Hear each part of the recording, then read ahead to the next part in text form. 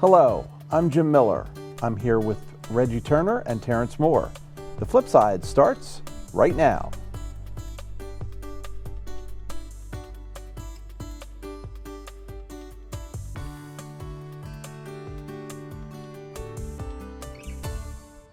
Welcome to the show. We're glad to have with us tonight General Manager of the Hagerstown Flying Boxcars, David Blenckstone. David, welcome. It's a pleasure to be here. Thank you. We got a brand new season ready to start. Is the team ready? We're ready. We've been working out a couple days, had an exhibition game this week, a couple more coming up, and then we're going to be ready to roll Friday, April 25th. Can't wait. Excellent. Well, we've got a lot to talk about tonight. T, why don't you kick us off? Well, a year ago, everybody was wondering what the stadium was going to look like. This year, everyone's excited about the team. What's the team going to look like? What changes? What to expect this year? Start us off with the biggest thing we can anticipate for this year. A lot of new players on the field, for sure. We have, I think, 6 or 7 returning players from last year. So we have a core group of guys that are familiar with the league and familiar with the ballpark and how we operate, but a lot of new faces too. So it's after just a couple workouts, it's a really athletic group. Some big arms coming out of the bullpen and on the mound. So it's a different looking team, which was intentional. Our record wasn't stellar last year, but certainly have a lot of new guys that have a lot of potential, and we're excited. Yeah, I think the community gravitated to the team last year. I think the awe of the stadium started off the season, and I think it was really about embracing the team members. I know some came in and left throughout the season last year, so I'm excited to see this team this year on the field and the product they put out there. Yeah, it's interesting. We had an event the other night at Hub City Brewery, and there was a great turnout. And I commented to somebody towards the end of it, on a much smaller scale, our fans are so incredible and they're so loyal and so enthusiastic. It's got like a college football feel to it sometimes. When you're at the ballpark, people are excited and everybody's got their gear on, and it really has a unique feeling for a minor league baseball facility. I would agree. Did having a year under your belt in the new stadium help you in recruiting the new talent that you have coming in? 100%, yes. I mean, there are a handful of guys that we signed this year that played in the Atlantic League last year for other teams that saw the facility and were like, this is, we really want to be in Hagerstown. Yeah. So it's definitely been a recruiting tool for us. And that word gets around for sure. So yeah, absolutely, it's helped us sign players this year. Let's go back to the 2024 inaugural season. What were, in your mind, the most significant accomplishments from that year? Honestly, getting into a ballpark with when we got the keys about 36 hours before our first game. It was a whirlwind for our staff, and actually our first homestand, our first 5 games as it turned out, were limited capacity, kind of a soft opening. But our staff was really challenged, from the food and beverage side, learning POS systems and kitchens and just the whole operation behind the scenes, to our game day staff in the press box, learning the technology of the video board and the sound system. So we like to say we faked it pretty well, and I would say by about August, I think we had a pretty good feel for how everything was supposed to work, which is why we're excited about this year. How was attendance compared to what you thought it would be last year? Honestly, our expectations were high, and attendance was phenomenal. We averaged almost 3,000 fans a game last year. We came in just under 200,000 Wow. in total attendance.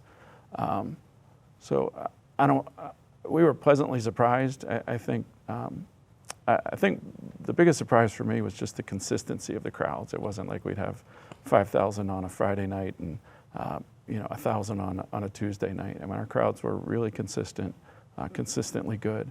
So for me, that was probably the most surprising thing, was the consistency of the crowds and the enthusiasm of our fan base. That was, again, not really unexpected, because I know this town at its core is a baseball town. but that was rewarding, I would say, more than anything else. And you had a lot of special events, but it didn't seem gimmicky like you see some baseball teams have, where they had to have some kind of gimmick every night to draw people in. It seemed like people just showing up. I mean, and the ballpark has a lot to do with that. And maybe we need to up our gimmick quotient a little bit. We're still a minor league baseball team, and we want people, we want to be unique, and we want people to have fun. But, we've got a great facility, and I think the diehard baseball fans couldn't wait to get into the ballpark, and the people who may have been a little apprehensive about this project, I think once they got there, I never heard anybody say, oh, they were disappointed or I was expecting more. It was always like, wow, like I knew it was going to be nice. I didn't know it was going to be this nice. It's amazing to me. It seemed to me on Facebook, even just before opening day last year, you still had the naysayers on the team and on the stadium and on everything. And it seemed like they just shut up all at once. And then you never saw another. I mean, I'm sure there are some. Yeah, but they went away. We disable some of those comments. But, Oh, okay. but no, you're right. It's and I'm sure there are some people who didn't get to the ballpark last summer that are like, man, we should have gone last summer. We can't wait till this season starts. But again, there was from the design to our staff doing a great job on game day. It's a uniquely social ballpark. It's just the design and the players feel that way too. Like the pitch to the stands is really tight, and you get up to the suite level and you're looking right down at home plate. And even from the player standpoint, they feel that too. It's just a really close, intimate environment for minor league baseball. It also seemed like an intersection just for community. I don't think our organization wasn't trying to have an event there. Or if you had to meet up with some friends, it was just the perfect place in the community to kind of show up and, have a cold beer and watch baseball. And I don't think I walked through the stadium once where I didn't see somebody I knew from the community where you got to interact with. So I think that was a big part of it. I did have a question for you. I know you're a friend of the show and you've been here before, but if you can give us a brief summary of your background and what brought you here, but also how many steps did you get in during the game? Because every time I seen you, you were putting in those miles as you walked through that stadium. Yeah, my corporate sales director and I have a competition every game, so okay, usually about 5 to 7 miles. Wow. On a game day is what we're walking. So, wow. Yeah. My background really goes back to, my father was an incredible influence on me, obviously personally, but professionally too. So when I was a senior in high school, he had taken over a family business, an oxygen supply company in Baltimore. His father passed away suddenly of a heart attack when my father was 23 years old. So he's a 23-year-old taking over a family business, and obviously did a great job running that business. But by the time I got to high school age, I think it became apparent to both of us that that's not the route I wanted to take. So when I was a senior in high school, he sold that family business and wanted to do one of three things. He wanted to own a winery, a bed and breakfast, or a minor league baseball team. So he saw an ad in the Wall Street Journal for a minor league baseball team for sale in Florence, South Carolina. Got into the business at the right time, moved that team to Myrtle Beach. So when I was in college, that was my summer job. I'd pack up after exams at the University of Delaware, drive the 9 hours to South Carolina, and my job the first couple summers was on the grounds crew. So I was really able to learn the business from the ground up. Credit to him for allowing me access that most 19 and 20 and 21-year-old kids didn't have to the business. I was able to sit in on league meetings and really took a love of the business. I always loved the game on the field, but really appreciated what happened behind the scenes and learned from the best. I mean, my father was one of the best minor league baseball owners around at that time.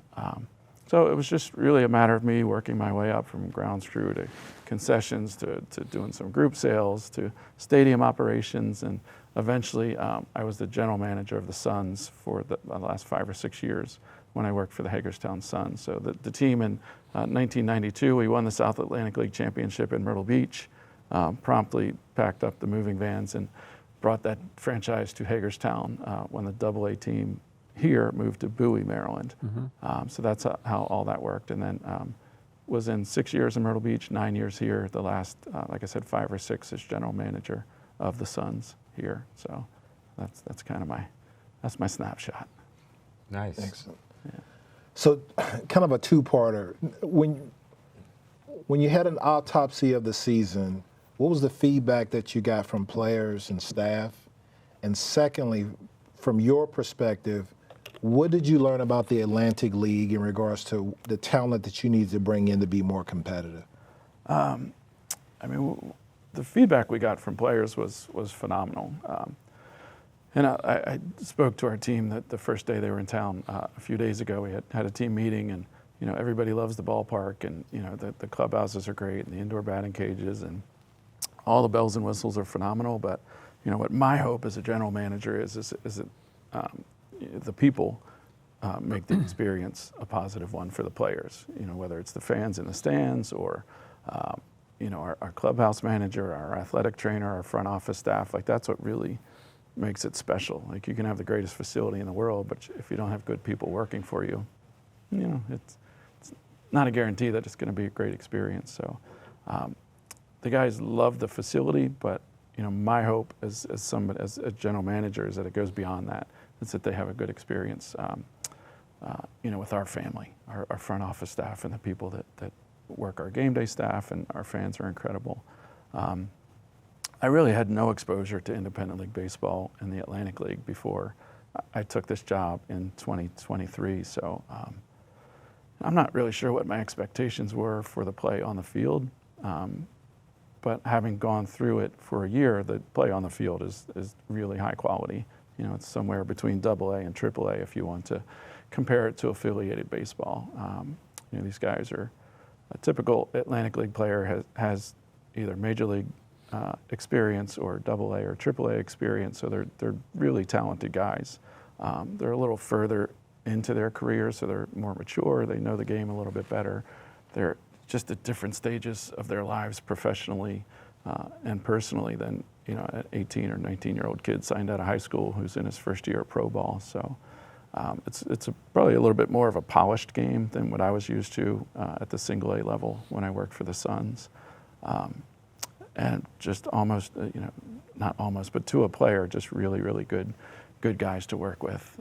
Like I said, we had an event the other night, and we asked 5 or 6 players to show up to sign autographs, and we had half our team show up. I mean, just really, really good guys who want to do good things in the community and support our great fan base. Amazing. Talk to me about how you see your role evolving this year after the inaugural season. It was a lot of whack-a-mole last year, I'll be honest. It was just kind of putting out one fire and finding the next one. So, I'm trying to focus a little bit more on planning more than a day or two in advance. Trying to look at the big picture. Last year it was just like, let's get through today and we'll figure out tomorrow. So, yeah. And getting into the facility obviously had an impact on how we had to operate last year. But it's kind of taking what we did last year, and like I tell my staff all the time, like, you guys are awesome, we did a great job, but how can we evolve? How can we get better? What can we do better? So we're always looking to improve. You never got it down completely. Like I'm somebody who doesn't believe in perfection. You can always do a little bit better. So. Now, do you have administrative staff that's returning this year from last? Almost our whole staff. Yeah, we have 18 full-time people. But virtually all of those people. I think we hired 2 new people this off season, and the people that left us went to, one food and beverage director went to the Baltimore Ravens. We had a group salesperson go to the Pittsburgh Pirates. So, I like to pat myself on the back and think that their experience with us help them on the next part of their journey. But virtually all of our front office staff is back, which is a blessing because they're great. Yeah, I've had some experience interacting them with the sales and coordinating some events, and they were phenomenal. Communication was timely, always willing to go to extra mile. So I like to pass that forward, that your leadership was reflected in a strong staff, and they had a passion for their work as well. So yeah, it shows up. I mean, people, I hope, love to come to work every day, and it's a collaborative effort. And I try not to micromanage and allow them to grow and make mistakes, although they don't make many. So it's been a great staff and a wonderful group of people to work with. All right, we have more questions, but we're going to take a break, and when we come back, we'll talk more about this season. Great. All right, stay with us. We'll be back after these messages.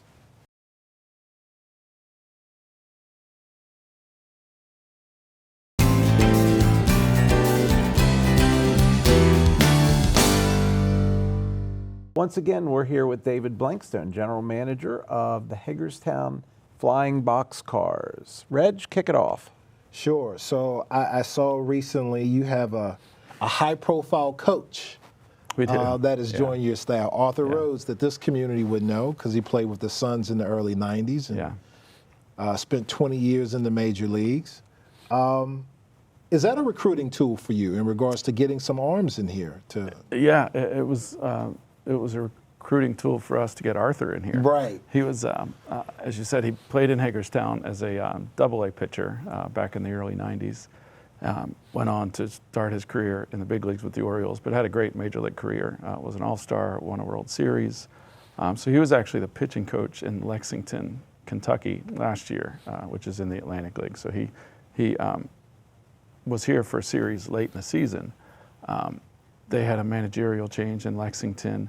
And again, part of the appeal for him to come to Hagerstown was the ballpark. Right. He's familiar with the area, obviously from playing in Baltimore for so long, but again, it was a bit of an easier sell for us because of the facility. So, but he brings a lot of credibility to that position with our pitching staff because of his success at the major league level.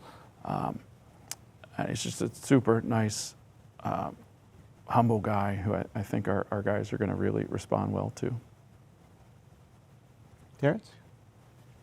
this season, we talked briefly about, some of the gimmicks that smaller teams actually run. And, like I said, I felt it was more event-based over last year. Anything on the horizon, any major events, any partnerships that you're working on that the audience would like to hear about? Yeah, there'll be a few new and different on-field promotions that people always get a kick out of those.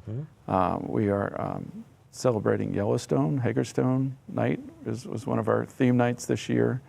I'm a big fan of Yellowstone. I don't know if anybody else is. I am as well. There's going to be a lot of Beth Duttons in the ballpark that night. So that should be a lot of fun.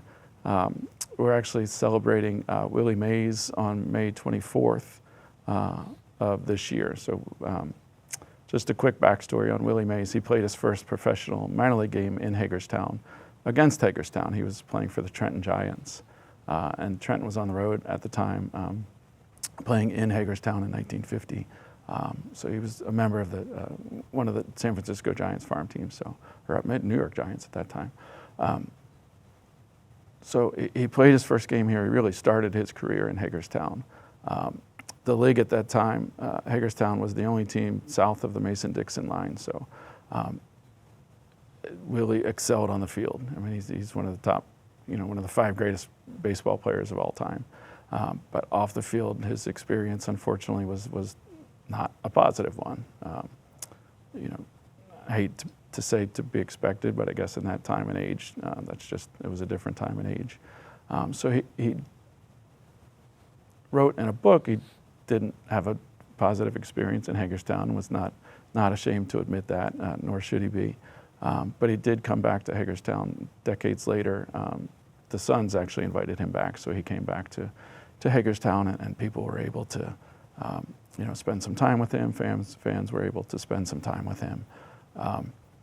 And he forgave the city years later, which was a very honorable thing to do, but good, bad, or indifferent, it's a part of our community's history, and I think Willie Mays in no small way is really important to the sports fabric of our community, but the social fabric of our community too. So we really look forward to celebrating his experience in Hagerstown. Our team's going to be decked out in Trenton jerseys with the number 24 on the back. So all of our team will be wearing the same jersey. We're going to auction those jerseys off, and some of the proceeds will go to the Negro League Museum, and then some money will be donated to local little leagues as well. So it's personally, it's important to me. I think it's important to our community, but I'm looking forward to that night. That's huge. Our resident historian here has told the story of Willie Mays kind of in this community and the things that he's went through as we did some of the work down in the Jonathan Street community as well. So I think the audience may be very familiar with some of those stories. And, you know, it's not only this community's history, right? It's the history of our country. Yeah. That it's not about pointing fingers and blame generations later, but a recognition of our change and how we've moved forward, and not trying to gloss over or whitewash that history as well. So I think this is a great opportunity, and I think it's going to be a great moment for multiple generations in our community as well. I think it's important, and I think it's something that I'm proud to be a part of, and I hope we'll kind of bring attention to Willie Mays' experience here, and we look to make some good out of it. Yeah, it's just unfortunate that last year he passed away. But I think there's still some healing that needs to be done from that era. And even when his later visit, there were some things that were supposed to happen in his honor that didn't happen in that time frame. So I think that this is a excellent step, and it's an opportunity for us as a community to look at how far we've come, and that baseball is still a fabric here, and it may have caused some pain then, but it can be a part of the healing process for us as a community. So that's exciting to hear, and I'm trying to make sure that I'm there for that. Yeah, we're going to have a mural in the ballpark that kind of encapsulates that his story as well, encapsulates. So that will be a permanent fixture at the ballpark too. And that's amazing as well, and it also a reflection of what the Negro League also contributed to all of baseball, and kind of seeing that full circle of every league touching this community in some way tells just the history of baseball that's here in this community. So he came directly from the Negro Leagues to the Giants. He was at that time, I think, 18 years old, playing in Birmingham, and went directly from Birmingham to Hagerstown to start his Giants career. His Hall of Fame career. Where will that mural be? Have you decided on where you? We have, yeah. We're not going to display it until the night of until May, but it's going to be kind of on the back side of our press box, which is a really busy area in our concourse, along with some kind of, not calling it a Hall of Fame banner, but some Hall of Fame banners of players who, some of the top, best players, most well-known players who have played in Hagerstown for the Suns. Obviously, Willie didn't, but you're talking about Hall of Famers. You're talking about Mike Mussina and, potentially future Hall of Famers like Juan Soto and Bryce Harper. So, like I said, Hagerstown has a really rich baseball history. Now, the thing we learned from last year, if anything, rosters are fluid. Guys come and go. But what are some of the names that fans are going to fall in love with that you've seen early on? Whether it's, their play on the field alone, or their play and their personality and the connection that you believe they'll build with community? Well, we would love to be a little less fluid this year. We did go through a lot of players last year. Some of the returning guys, Mike Kickham is going to be a really good pitcher again for us this year. Ozzie Abreu is back with us this year. He actually lives in Hagerstown now. He played for the Nationals years ago, played for the Suns when they were Nationals affiliates. So he has settled down here with his family. Miles Williams is an outfielder who's just got a great engaging personality. Errol Robinson is a really talented shortstop who actually was in Norfolk. He was at AAA with the Orioles last year. So that was a really talented AAA team in Norfolk last year. So Errol was with the Orioles AAA team last year. Just really talented guy. He's from Montgomery County, so he's a local guy. So we'll see. It's we've got a lot to look forward to. How many guys from your team last year got a call up to the big leagues last year? We signed two of our players signed with one signed in Mexico, and we had another sign with the Nationals.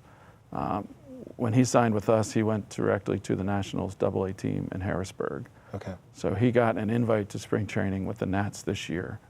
Didn't make the big league roster, but I believe is in AAA right now. So none of our guys went directly to the big leagues. Most of them don't. Right. Some of them have that capability, and eventually we'll get there. Chase Selesky was our pitcher who got signed by the Nats. Would love to see him on a big league roster at some point. That'd be really cool. But most of them get signed and go to AA or AAA rosters on the affiliated side. And the risk of that just increases as the year goes on, as injuries happen in the league and individuals get called up from. It's a lot of pitchers for that reason because of injuries. But Jackie Bradley Jr. Was in our league last year in Long Island. Really successful major league player. He's had a great college career at the University of South Carolina. Had a great major league career, mainly with the Red Sox, but he bounced around a little bit. Was in the Atlantic League last year, had a lot of success and was signed by the Mets at the end of the year. So Pablo Sandoval is another well-known major league player, I believe a former World Series MVP. Played in Staten Island last year, signed again in Staten Island this year. He gets hounded for autographs every time he came to Hagerstown last year. So our first opening series is against Staten Island. So he'll be in Hagerstown again here shortly. We've got an amazing baseball stadium, state of the art. I think it's fair to say. Do you still have a wish list? Are there other things you'd like to see? Yes. More behind the scenes, I would say. I think, and one of the messages that we kind of wanted to make clear as we were going through the process last year is anything that touches fans, needs to be done. And for the most part, that was the case last year when we opened the ballpark. So that left some behind the scenes things that there's still contractors in the ballpark now. Things that more impacted kind of our behind the scenes food and beverage or dugout flooring, showers in the clubhouses, things of that nature. So, I mean, we do have a list of things that we want to continue to make progress on. But honestly, most of those things are, like I said, behind the scenes things, not things that really touch the fans a whole lot. I mean, where we can improve in our fan experience is just how we run our game day operations. So that's what we're always looking to improve on. But a lot of the work that's needed to be done or still needs to be done was more behind the scenes. Gotcha. Anything changing on the menu? Yeah, we got more mobile carts this year, so there'll be some subtle changes. We're adding a food option in the Antietam Broadband flight deck. There'll be a mobile cart there. We added a food option, a mobile cart down in the kids zone. Cheesesteaks, chicken cheesesteaks. So yeah, there'll be some different menu items. Now you're talking my sport. There we go. There we go. And of course, healthful adult beverages, right? Plenty of those. Yes. Excellent. Yeah, especially on Thursdays. Excellent. I don't really have a complaint, but I do have a concern since you brought up beverages. When we get to the dog days of summer on Thirsty Thursdays, I normally buy a tall beer, but it doesn't stay cold long because I have big hands and then And you drink slow. Well, so I have to resort to buying a smaller beer so I can drink it It's faster. starting to sound like a you problem, not a me problem. Fair enough. But I agree, a 32-ounce beer can get a little warm when it's 95 degrees out. But next weekend, though, it should go down quite well. It should stay cold for you. So your fans, the fans that you've seen at the ballpark, talk to me about age ranges. What are you seeing? And also if you know any geographical data in terms Yeah, we obviously Washington County was our main draw. Our second main draw was out of Frederick County. And then don't know if it's surprising. It probably shouldn't be, but Montgomery County was our third largest Really? draw in Maryland. I guess I would have guessed maybe Baltimore County or Howard County, but we just got a lot of fans coming up from the DC area. So I think it was 39 or 40 states were represented last year. Yeah. Age-wise, you can come out to the ballpark and you're going to see all ages. We have a special Silver Sluggers program on Tuesdays for fans 55 and older. We do Sunday Fun Day for kids, kind of the adult crowd on Thursdays. So there's a little bit of something for everybody. And I honestly think that's one of the unique parts of the ballpark and why it's everybody kind of finds their own little favorite part of the ballpark. Is it's a 360-degree concourse, but there's so much to do. If you don't want to, a lot of people want to sit in the seating bowl and watch the game and keep score. But if that's not your thing, like you were talking about earlier, there's such a social aspect to the ballpark. You can hang out in the Mino Schmidt bar, you can hang out in the McUltra Power Alley Pub or the DRB Homes Family section. We have 8 suites and a great common area up in the Cintas Club. So there's just so much you can do. Oftentimes on Thursdays there's 500 people out at the bar and nobody has any idea What's going on? who won or lost, and that's Yeah. just fine with us. We're good with that. So, Guilty. yeah.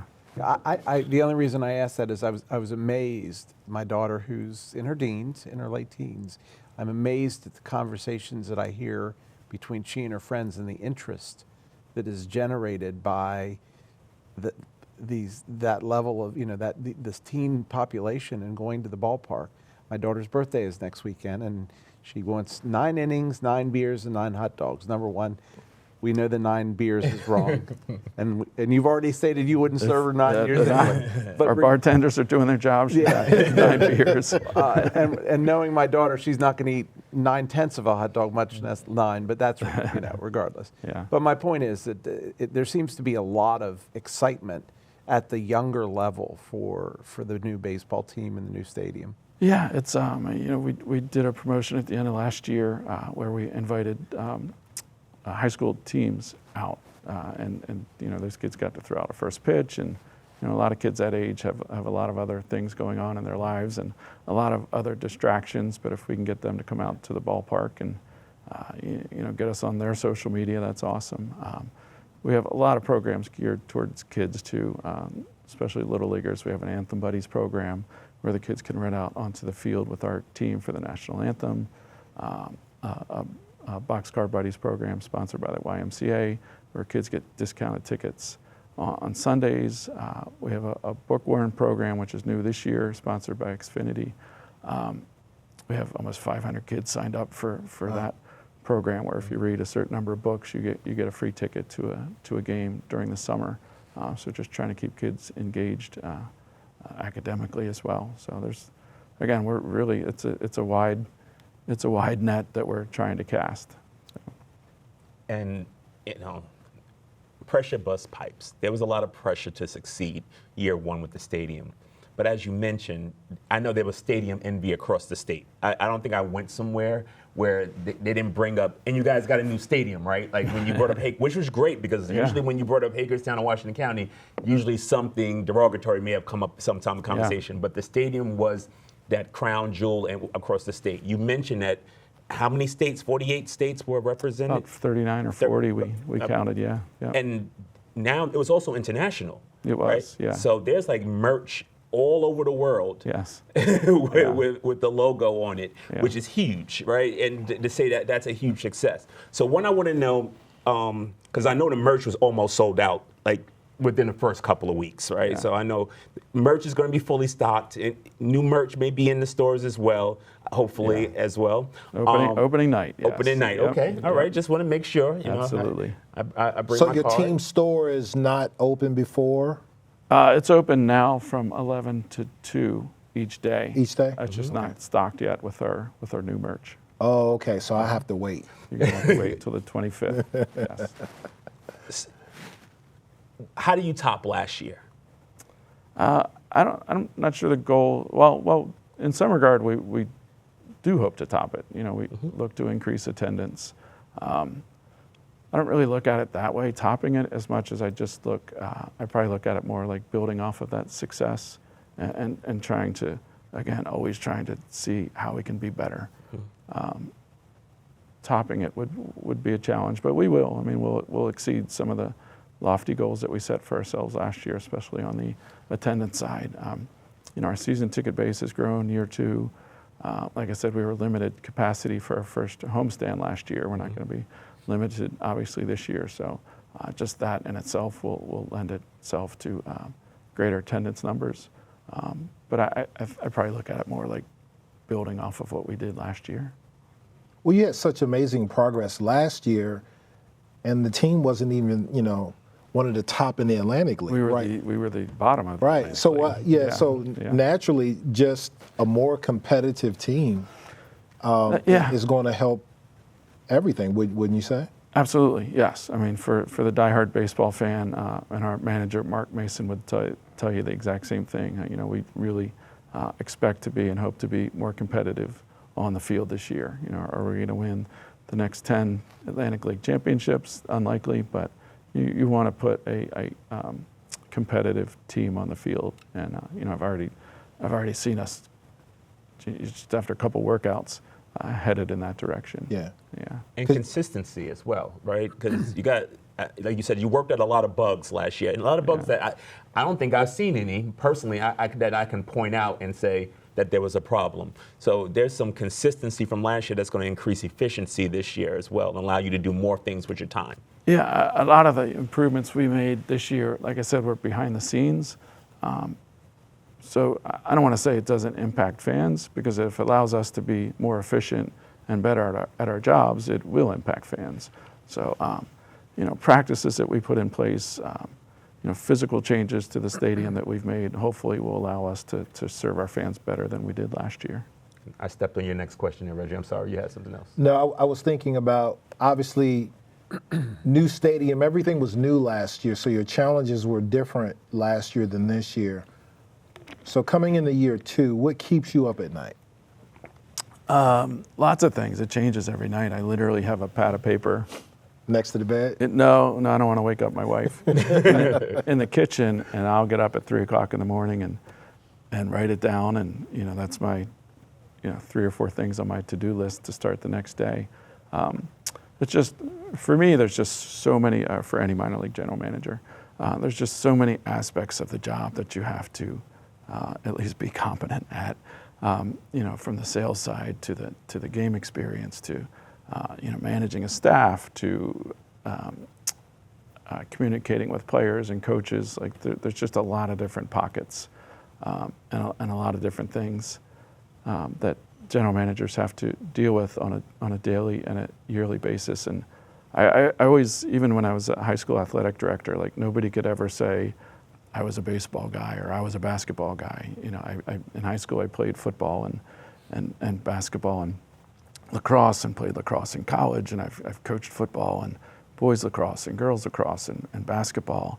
So I kind of want to be that way as a general man. I don't want to be, I don't think anybody could pigeonhole me as, well, he's really good at sales, but he's not good at this. I really want to be, like I said, at least competent in everything, because there are a lot of different aspects to the job. You have to wear a lot of hats. With 9 miles, you also have to wear some comfortable shoes. I got a couple pairs of Hokas that I'll wear out by August, that's for sure. With all your responsibilities, do you ever have moments that you can kind of enjoy the game or enjoy the ballpark? Not really. I mean, I enjoy going to work every day. Right. But I'll be honest, it's like you're never really off the clock. That's the wrong answer. I enjoy every second of every game. Right. But it's, but our family, we're huge Ravens fans, and it's really nice for me my wife and I go to as many Ravens games as we can every year, and like that's nice to kind of be off the clock. Right. And to just no responsibility. Yeah, whatever it is, if it's a college game that we go to, or a Ravens game, or Orioles game, whatever it is, it's nice to kind of be off the clock and let others do the work from time to time. I think that's natural though, because like when you're in your element, like you always have to be on. You don't get the opportunity to turn it off. Yeah, I mean it's depending on how busy we are on any given night, I'll try to catch a little bit of the game. I mean, that's part of my job too, is to be able to evaluate coaches and players and managers. So you can't dismiss what's happening on the field, but it's not the focal point of the job. I mean, my focus when the gates open is that the fans are having the best experience possible. Now that doesn't mean, in weather situations, I'm communicating with umpires, we're communicating with the home team manager and visiting team manager. So, like I said, there's just lots of different hats that minor league general managers have to wear, but one of them is not just kicking back and watching the game for 3 hours. All right. We have some more questions, but we'll take a break at this point, and we'll be back with our general manager from the Hagerstown Flying Boxcars after this.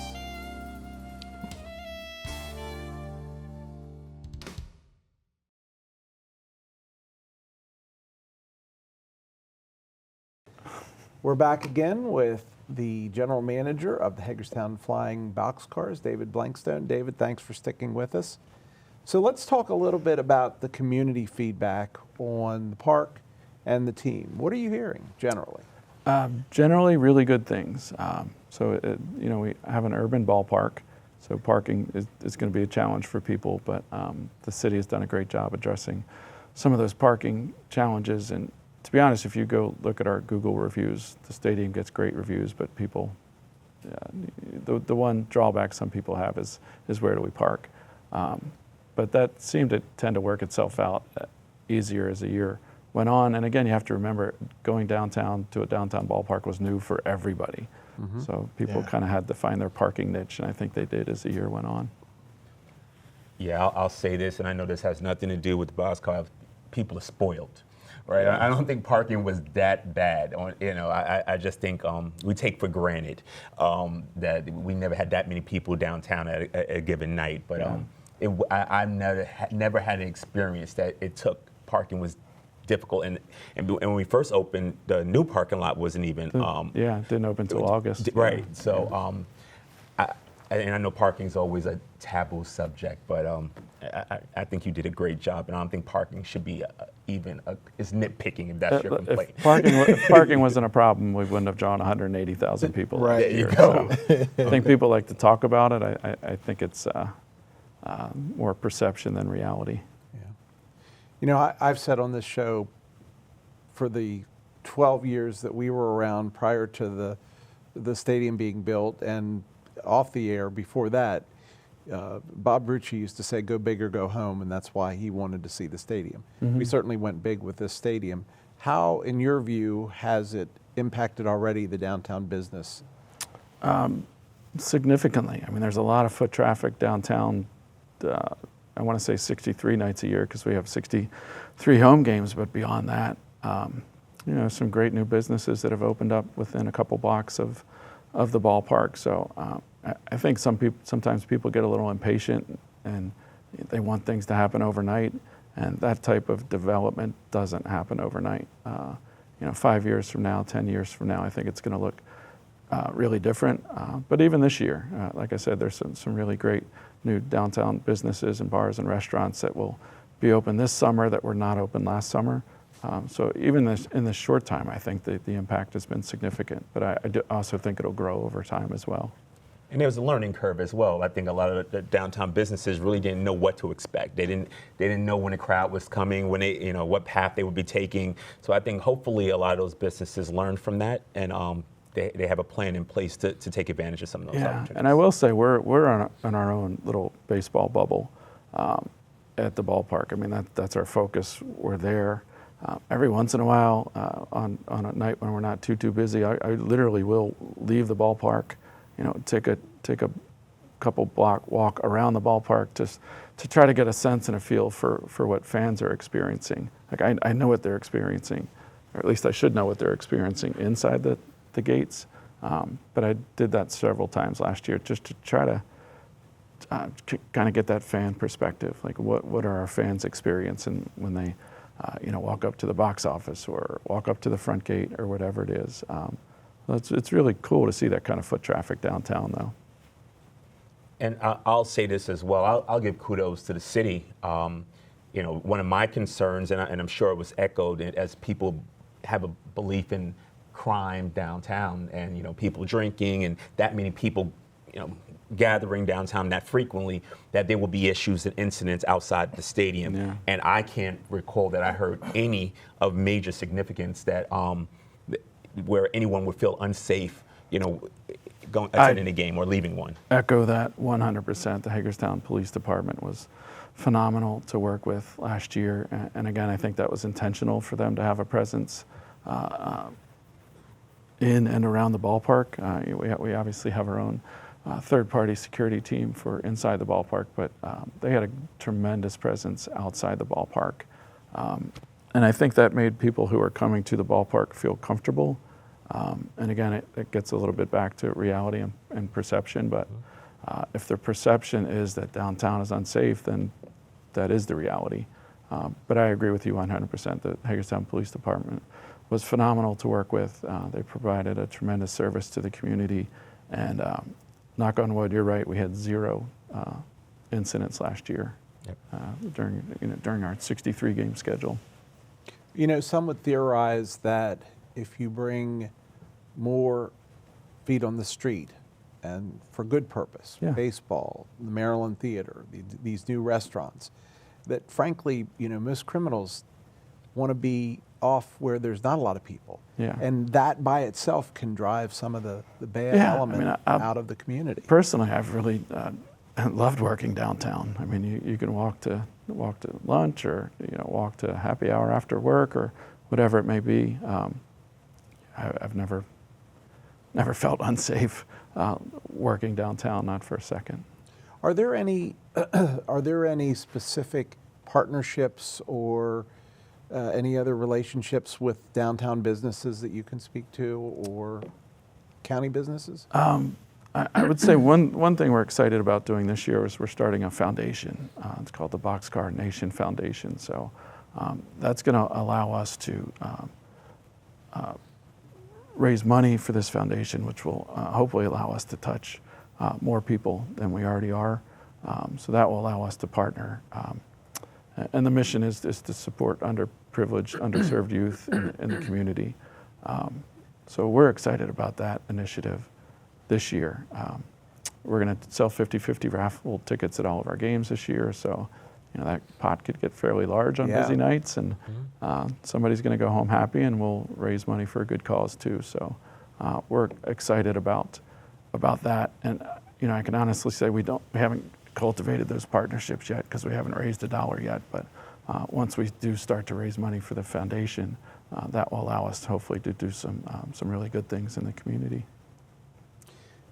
Aside from parking, before the stadium was built, there were a lot of concerns about noise and lights and all of those types of things.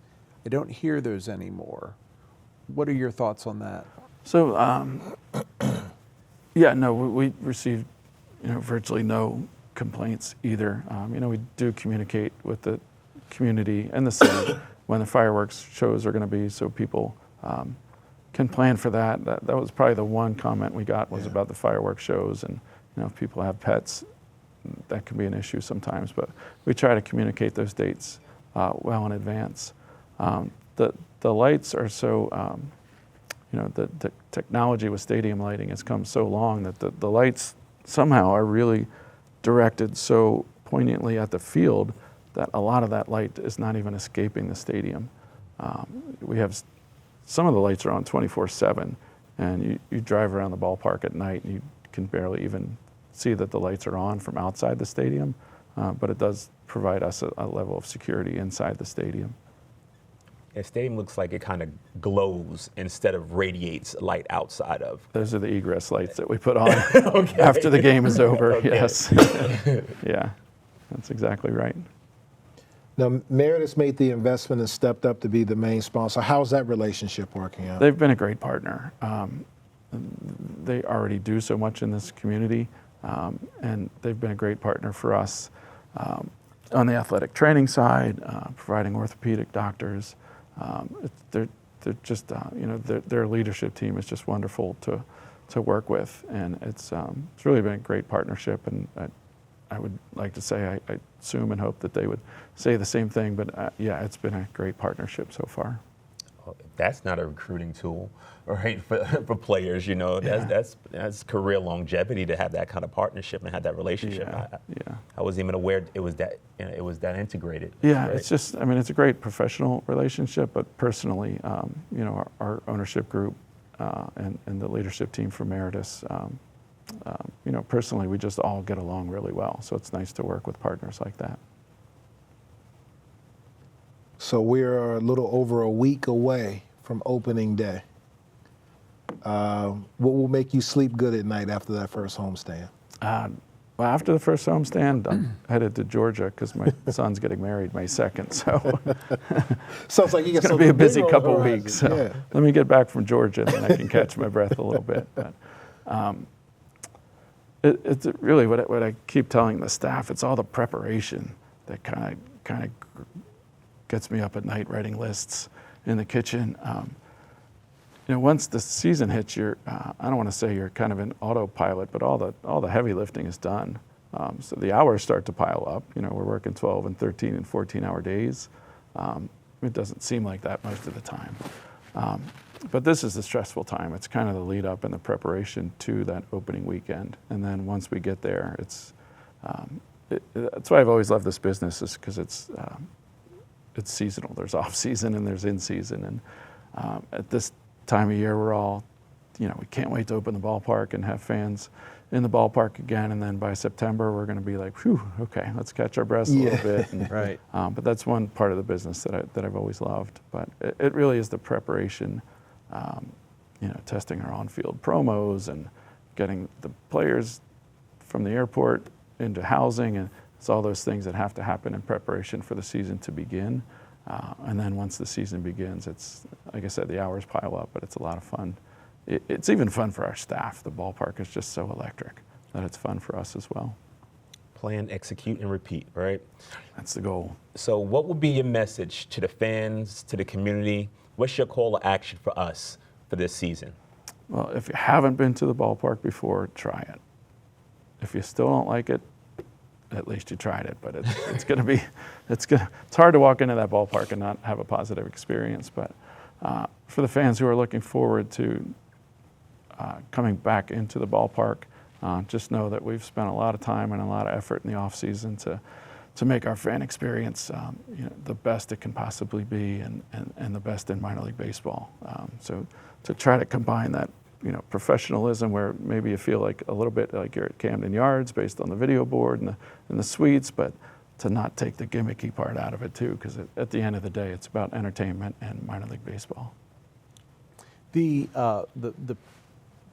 pre-sale of tickets, does that give you any indication of attendance this year? Yeah. Do you think you're going to be where you were last year, higher than you were last year? We'll be higher, yeah. We've sold out 3 games already.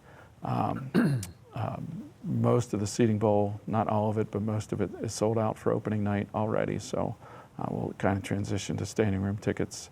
Once the seating bowl sells out, we'll transition to standing room tickets.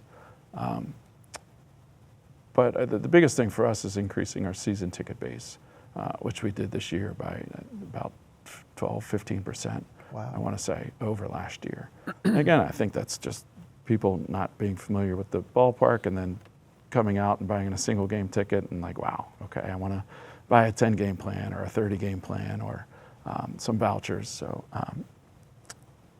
all of those things, the pre-sale is important, but also the season ticket base is essential too. Excellent. And the value. I don't think people really understood the value that they were getting with how conscious your tickets are priced, and even your packages, and and you've done some different things as well as for group rates or and greater access to the Century Club upstairs as well. So I think a lot of that, and I'm sure there's a lot of different details online. So if I wanted to learn more about that information, where do I go? Yeah, just go to flyingboxcars.com or call our office. We have a great group sales staff, and I do want to shout out our food and beverage team. That does allow us to keep that value on the food and beverage side, so we do that in-house. There's not a third party doing our food and beverage, so those guys do an incredible job. It allows us flexibility to kind of do some of the crazy stuff we're doing in the concession stands from a menu standpoint, but from a cost standpoint to our fans, we're not, the third party's not coming in and tacking on 15 or 20 or 25%, so that does allow us to keep those costs down for our fans as well. Well, David, thank you for joining us tonight. We wish the Boxcars a great season, both in terms of number of fans and also, of course, the record. And we hope you'll come back and join us again. And we hope all of our viewers will visit the Boxcars this year. We're going to start running your schedule, your home schedule, Great. on our crawl, starting here right after opening day. So hopefully that'll incent some people to go buy tickets. And when is opening day?